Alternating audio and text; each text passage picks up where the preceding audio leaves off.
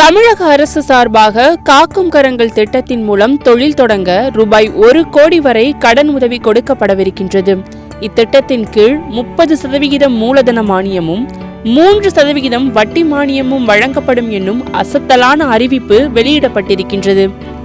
தமிழக அரசு பல்வேறு நலத்திட்டங்களையும் மக்களின் முன்னேற்றத்திற்கும் தேவையான முக்கிய திட்டங்களை அடுத்தடுத்து மும்முரமாக செயல்படுத்தி வருகின்றது. அந்த வகையில் சொந்த தொழில் செய்ய விரும்புபவர்களுக்கு நிதி உதவி திட்டமும் மானியமும் வழங்கி வருவது குறிப்பிடத்தக்கது.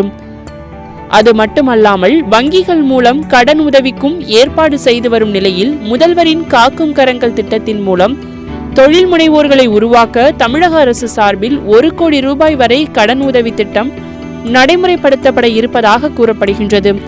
இந்த திட்டத்தில் 2 ஆண்டுகளில் 400 முன்னாள் இராணுவத்தினர் பயன்பெறும் வகையில் 400 கோடி ரூபாய் மதிப்பிலான திட்டங்களுக்கு ஏறத்தாழ 120 கோடி ரூபாய் முதலீட்டு மானியம் மற்றும் 3 விழுக்காடு வட்டி மானியமும் சேர்த்து வழங்கப்படும் என முதலமைச்சர் ஸ்டாலின் அறிவித்திருந்தார். இத்திட்டத்தை செயல்படுத்திடும் வகையில் முதல்வரின் காக்கும் கரங்கள் திட்டத்தின் கீழ் பயன்பெற முன்னாள் படை வீரர்கள் மற்றும் சார்ந்தோர்களிடமிருந்து விண்ணப்பங்கள் வரவேற்கப்படுவதாக சென்னை மாவட்ட ஆட்சித்தலைவர் ரஷ்மி சித்தா ஜகடே தெரிவித்துள்ளார்.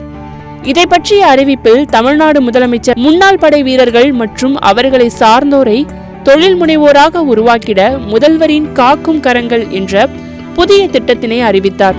இத்திட்டத்தில் முன்னாள் படை வீரர்கள் தொழில் தொடங்க ரூபாய் 1 கோடி வரை வங்கிகள் வாயிலாக கடன் பெறுவதற்கு வழிவகை செய்யப்படும் எனவும் இத்திட்டத்தின் கீழ் தொடங்கப்படும் தொழில்களுக்கு வழங்கப்படும் கடன் தொகையில் 30% மூலதன மானியமும் 3% வட்டி மானியமும் வழங்கப்படும் என்ற அறிவிப்பினை தொடர்ந்து தற்போது அரசாணை வெளியிடப்பட்டிருக்கின்றது.